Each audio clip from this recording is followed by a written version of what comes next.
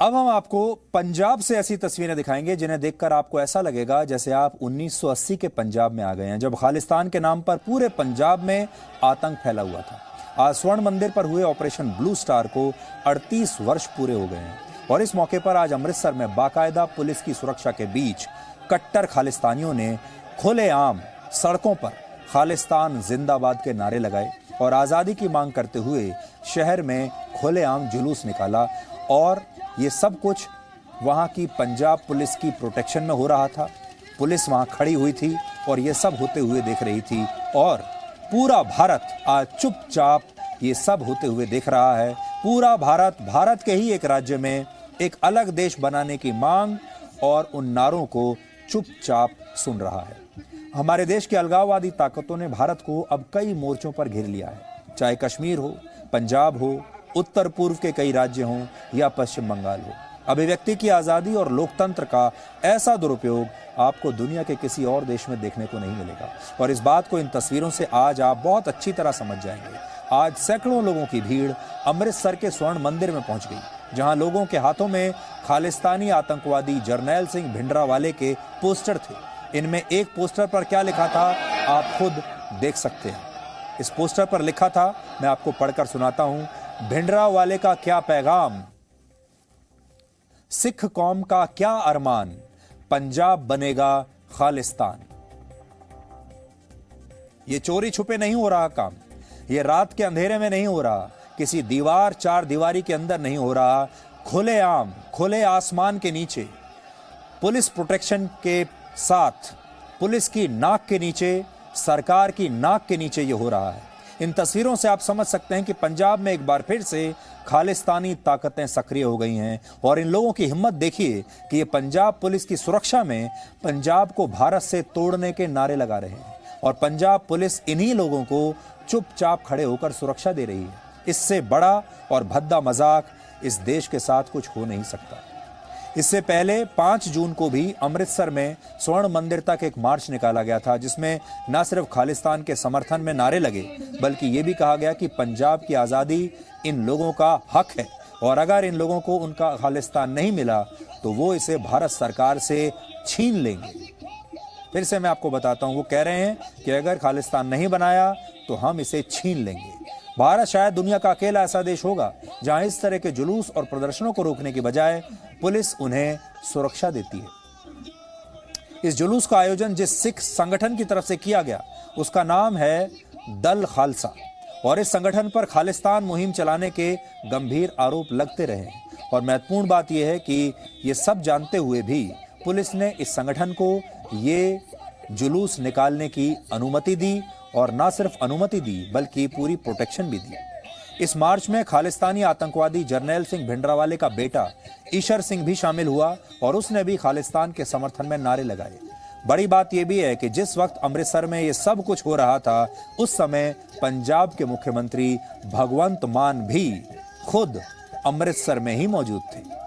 आज से 38 साल पहले खालिस्तानी ताकतों ने पंजाब का क्या हाल किया था ये आप सब जानते हैं। इतिहास उठाकर देख लीजिए, आप पढ़ सकते हैं क्या हुआ था तब।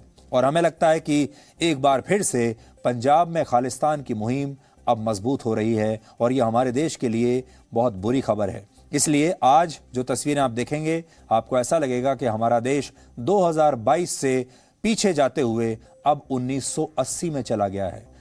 आज हम आपको रिवाइंड करके दिखाएंगे इतिहास और आपको 1980 की दुनिया में लेकर चलेंगे। पंजाब बनेगा की पैगाम, पंजाब बनेगा खालिस्तान, पंजाब बनेगा की अरमान, पंजाब बनेगा खालिस्तान। ਅਸੀਂ ਲੈ ਕੇ ਲਵਾਂਗੇ ਆਜ਼ਾਦੀ, ਅਸੀਂ ਖੋ ਕੇ ਲਵਾਂਗੇ ਆਜ਼ਾਦੀ। ਜਿੰਦੇ ਜਿੰਦੇ ਜਾਨ ਜਾਨ ਖਾਲਿਸਤਾਨ ਖਾਲਿਸਤਾਨ, ਜਿੰਦੇ ਜਿੰਦੇ ਜਾਨ ਜਾਨ ਖਾਲਿਸਤਾन ਖਾਲਿस्तान। ਅਰਸ਼ਦ ਕੀ ਚਾਹੁੰਦਾ ਆਜ਼ਾਦੀ, पंजाब की चाਹੁੰਦਾ आजादी। हम इस समय अमृतसर में हैं और अमृतसर की ये लॉरेंस रोड है। आप देख सकते हैं कि यहाँ पर खालिस्तान जिंदाबाद के नारे लग रहे हैं। ऐसा नज़ारा फॉरेन में देखा जाता है, विदेशों में देखा जाता है, लेकिन आज अमृतसर में भी आप देख सकते हैं।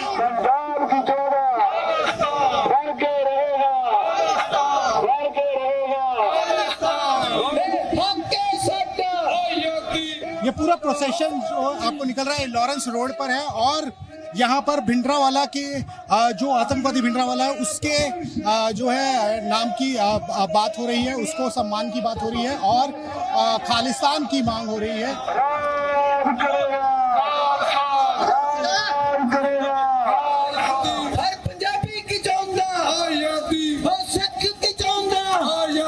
खालिस्तान हमारा कौमी घर है। हर धर्म को, हर जात को, हर लोगों को एक अपना घर मिला है, पर हमें अपना कोई घर नहीं मिला। 1947 से लेके 1984 तक हमने जो हमारी कौम के साथ जो कुछ हुआ और 84 के बाद जो भारत सरकार ने हमारे साथ किया है, आज तक हमें कभी इंसाफ नहीं मिल पाया। हमें अपना कौमी घर चाहिए और आज नहीं 20 साल में, 10 साल में हम अपने धर्म के अकॉर्डिंग हमारा खालिस्तान लेके रहेंगे। खालिस्तान इसलिए है क्योंकि हम खालिस्तान चाहते हैं। हमारी ये केवल डिमांड ही नहीं है, ये हमारा राइट भी है। हम राइट टू सेल्फ डिटर्मिनेशन की मांग करते हैं और through right to self determination हम आज़ादी चाहते हैं। और हम आज़ादी मार्च भी इसीलिए निकाल रहे हैं कि जो दरबार साहब में शहीद हुए थे उनका निशाना, उनका सपना आज़ादी था। वो हिंदुस्तान की गुलामी से कौम को आज़ाद कराना चाहते थे। हम उन्हीं के संघर्ष को, उन्हीं के सपनों को पूरा करने के लिए ये मार्च निकाल रहे हैं। तो आप क्या चाहते हैं, बंटवारा हो जाए देश का? नहीं, हम आज़ादी चाहते हैं। आज़ादी कैसे मिलेगी? नहीं, आज़ादी भारत से आज़ादी मिलेगी। कैसे? जैसे भारत को आज़ादी अंग्रेजों से दिलाई थी, हमारी मांग है कि हमको आज़ादी दो। जैसे कश्मीर अपनी मांग कर रहा है, तो आप क्या समझते हो कि कभी किसी देश में कोई देश टूटा नहीं और देश नहीं बने? 206 देश हैं, अगर एक और बन जाएगा तो क्या हमारा जो छीना हुआ पंजाब है ना, वही मांग रहे हैं, अलग कोई नहीं मांग रहे। आपका हिस्सा नहीं मांग रहे हम भारत का। तो आप कैसे चाहते, कैसे आज़ादी मिले? नहीं, आज़ादी जो हमारा पहले वाला हमारा पंजाब था वो हमें दे दो ना। उसमें तो पाकिस्तान भी था पूरा का पूरा। तो पाकिस्तान से भी लेंगे।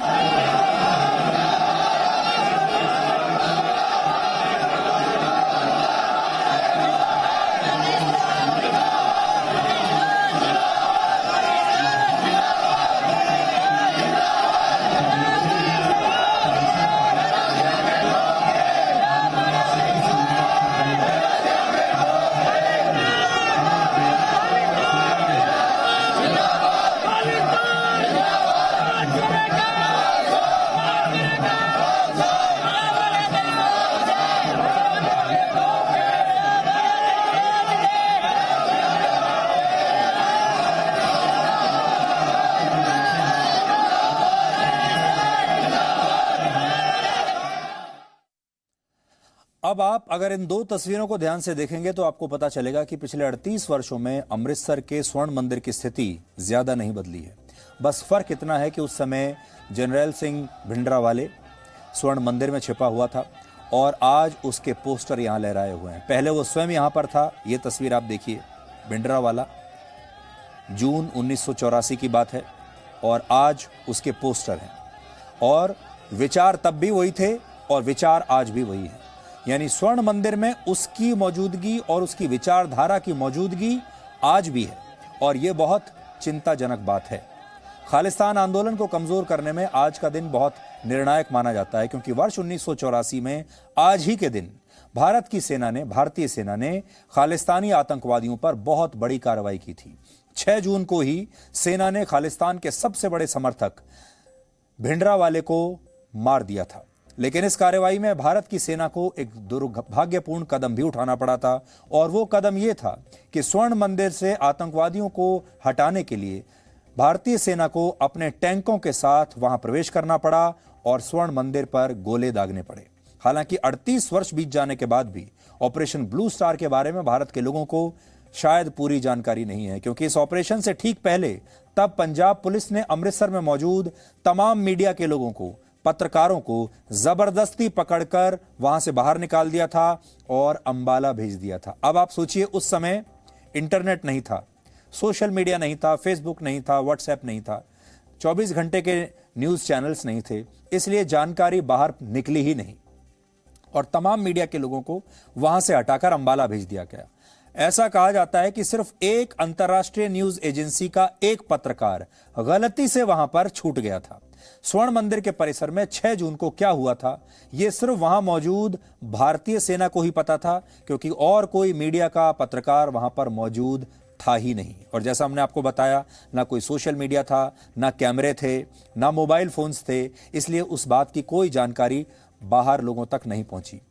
आज हम पूरे देश को इस घटना की पूरी और प्रामाणिक जानकारी देना चाहते हैं। इसके लिए हमने आज लेफ्टिनेंट जनरल कुलदीप सिंह बरार की एक पुस्तक, जिसका नाम है operation blue star the true story, इस पुस्तक का अध्ययन किया है। मैं अपने हाथ में आज इसको यहां लेकर आया हूं। जनरल बरार ने ही ऑपरेशन ब्लू स्टार का नेतृत्व किया था, इसलिए उनके द्वारा लिखी गई यह पुस्तक इस संदर्भ में सबसे ज्यादा विश्वसनीय पुस्तक मानी जा सकती है। और यह पुस्तक आज मैं आपको पढ़कर भी बताऊंगा और बताऊंगा इसमें क्या लिखा है। ऑपरेशन ब्लू स्टार की कहानी शुरू होती है खालिस्तान की मुहिम से, जिसका अर्थ होता है द लैंड ऑफ खालसा, यानी खालसा के लिए एक अलग राष्ट्र या सिखों के लिए अलग राष्ट्र।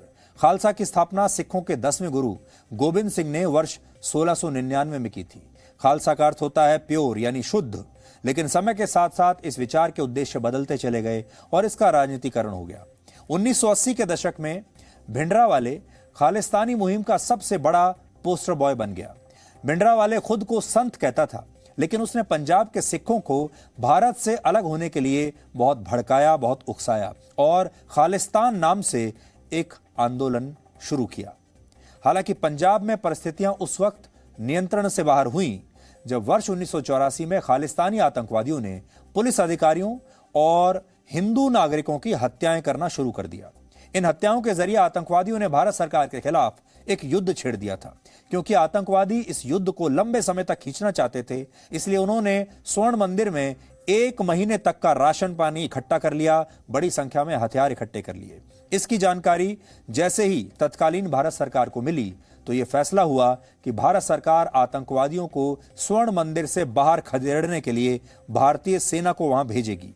और 31 मई 1984 को उस वक्त मेजर जनरल रहे कुलदीप सिंह बरार को स्वर्ण मंदिर को मुक्त कराने की जिम्मेदारी सौंपी गई।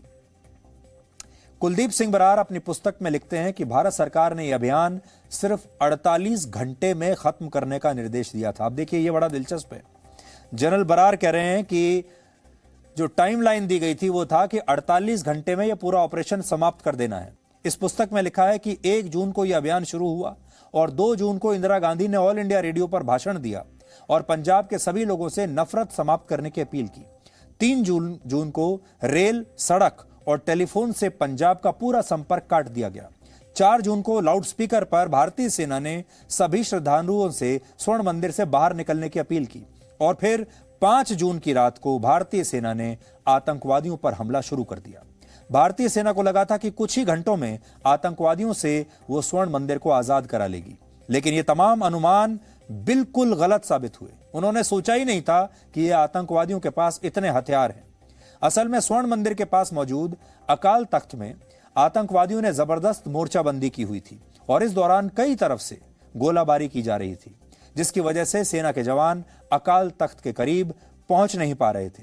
जिसके बाद आखिर में भारतीय सेना ने सरकार से टैंकों की मदद लेने की इजाजत मांगी और कहा कि अब हमें टैंक चाहिए, और सरकार ने उन्हें टैंक दे दिए। उस समय टैंकों से अकाल तख्त की तरफ करीब 80 गोले दागे गए और इस ऑपरेशन में जरनैल सिंह भिंडरावाले समेत 493 लोग मारे गए थे।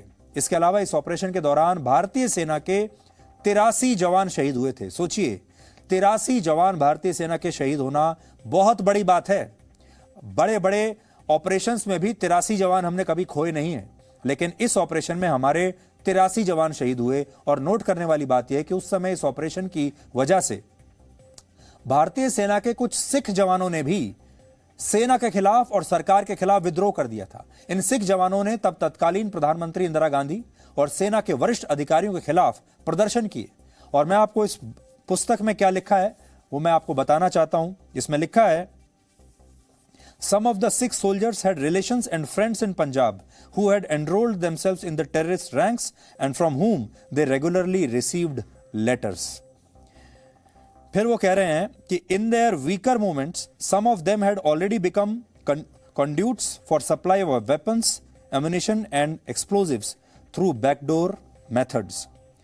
तो ये आगे चलकर ये कह रहे हैं इसमें कि पंजाब से जो सिपाही आते थे, जो सिख थे, उनमें से बहुत सारे लोगों का हृदय परिवर्तन हो गया और उन्होंने सेना के खिलाफ बगावत शुरू कर दी। लेकिन साथ ही वो ये भी कहते हैं कि ऐसे जो सिख थे उनकी संख्या बहुत ही कम थी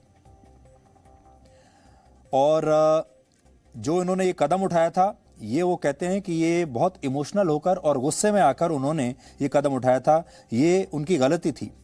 In fact, a bare 3% of the Sikh soldiers took this extreme step, having become totally overcome with both emotion and anger. And even of this 3%, the majority were the young and unseasoned who blindly followed their leaders without realizing. तो भारतीय सेना में जो कुल मिलाकर सिख सैनिकों की संख्या है, उसमें से 3% ऐसे थे जिन्होंने ये बगावत की थी, ऐसा इस पुस्तक में लिखा है। इस पुस्तक में यह भी लिखा है कि अगर उस दिन अगली सुबह तक इस ऑपरेशन को खत्म नहीं किया जाता तो आसपास के इलाकों में मौजूद भिंडरावाले के समर्थकों की भीड़ भारतीय सेना को घेर लेती और इस स्थिति को काबू करना बहुत मुश्किल हो जाता। इसके अलावा इस पुस्तक में यह भी बताया गया है कि इंदिरा गांधी भिंडरावाले के मारे जाने से कुछ मिनट पहले तक बातचीत करने के लिए तैयार थी और वो चाहती थी कि भिंडरावाले सरेंडर कर दे और स्वर्ण मंदिर को खाली कर दे। लेकिन जब भिंडरावाले ने इस प्रस्ताव को ठुकरा दिया, सरेंडर करने से इनकार कर दिया, तब भारतीय सेना ने अपनी कार्रवाई शुरू की। ऑपरेशन ब्लू स्टार से हमें यह सीख मिलती है कि पंजाब में जब भी खालिस्तान के मुद्दे को राजनीति के लिए इस्तेमाल किया गया है, तब तब वहां स्थितियां बिगड़ी हैं, क्योंकि एक जमाने में इंदिरा गांधी भी भिंडरावाले के समर्थन में थी।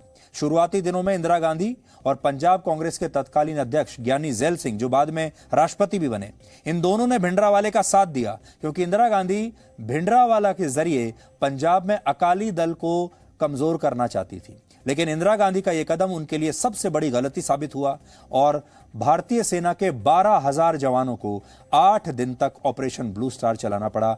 भारतीय सेना के 12,000 जवान वहां पर मौजूद थे। सोचिए, 12,000 भारतीय सेना के जवानों को उन्होंने वहां पर तैनात कर दिया। Presenting B News app, available on Google Play and App Store. Download it now.